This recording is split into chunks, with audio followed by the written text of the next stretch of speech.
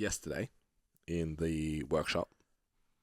Opening question was write down 10 issues that you have in your business. Yep.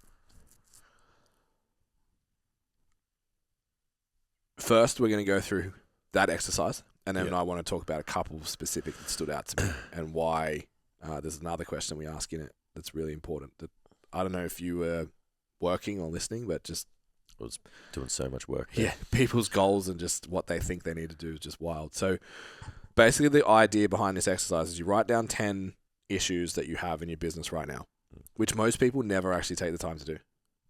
Like, when was the last time? Most people don't even track their business. Yeah, it's true. Let alone actually take a step back and be like, these 10 things are shit. And we do it all the time off data. The tracker does allow you to be more deliberate. Yeah. So like for us, was it last week? We were like, we think we have a retention problem. Yeah. And then we went back through the data and we're like, we don't, but we thought about it. So what can we do to make retention better? Yeah. And improved a few things anyway. Yeah.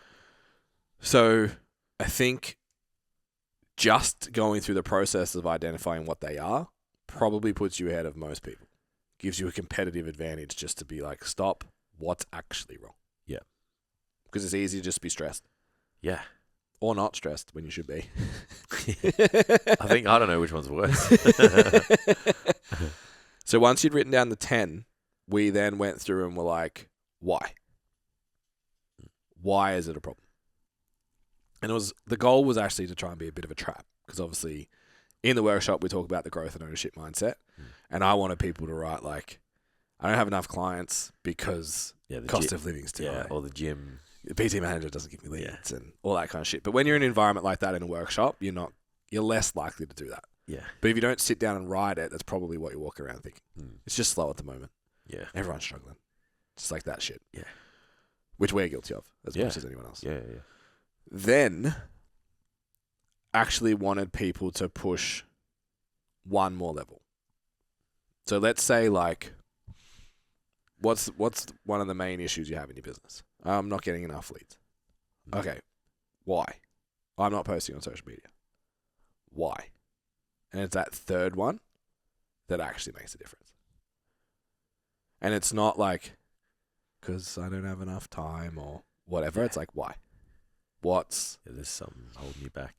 Yeah, and if it's a persistent, like we just had it just then. We literally just had that conversation, you and I, of like, I know that my content hasn't been as consistent because I ran a system. It was fucking awesome, but it was quite time consuming. And then I decided, well, if I can't do that, it's not worth it. Yeah. So I'd just be like, oh, fuck, I'll get that campaign done and I'll start again Wednesday. And then it becomes next Wednesday. Yeah. And it's like, fuck, that's a problem. Yeah. So let's say it's content. You're not getting enough leads because you're not posting enough content. Why aren't you posting the content? 9 times out of 10, it's because you're scared of what other coaches are going to think of your content. Yeah. Yeah. So until you get to that, you just stay stressed about leads. There's no solution. There's no way to, whether it's growth or ownership, mindset, whatever, you don't actually have the ability to get to the core problem, which is you're scared. And if you don't deal with being scared, you'll just stay stressed about not having leads. Yeah.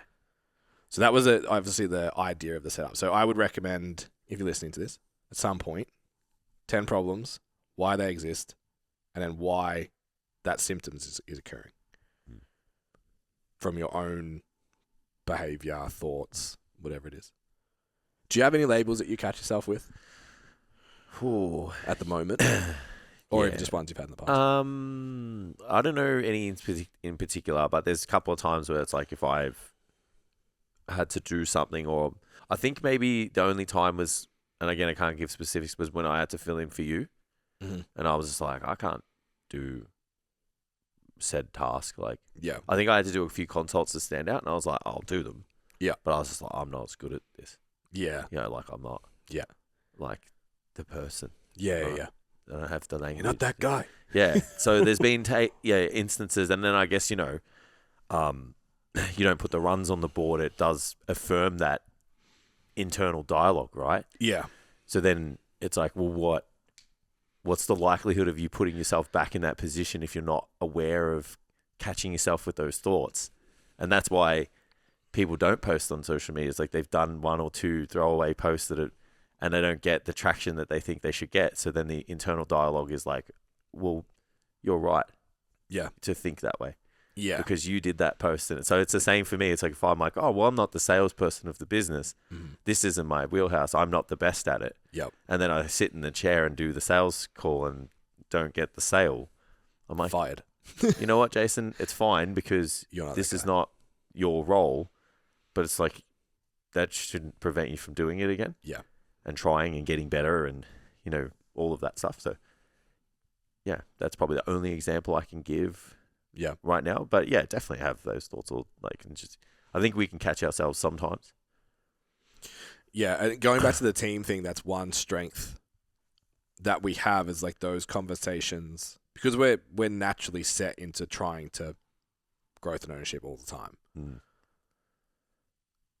We're looking to get down to that. When you and I have a conversation, we're looking to get there anyway. Yeah. So it's like the social media thing. It would have been easy for me to just be like, oh, I just like didn't really care about it until U-Strong was live. Yeah, and then I could have just left it at like, okay. Yeah.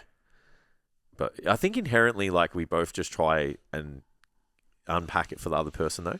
Yeah. Like, even in the meeting, when you were like, oh, the CDA is going to be shit. And I was just like, oh, there's templates there. Yeah.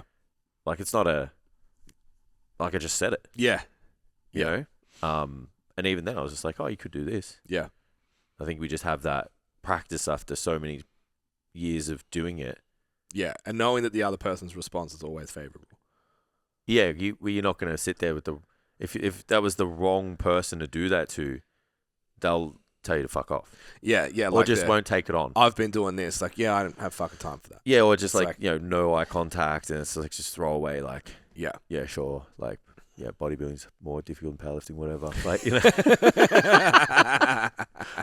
But yeah, if you've got to both be on the same level. Like, yeah. So if you've got business partners, if you've got a group of people, if you've got a team, like you have to make that the culture. Yeah.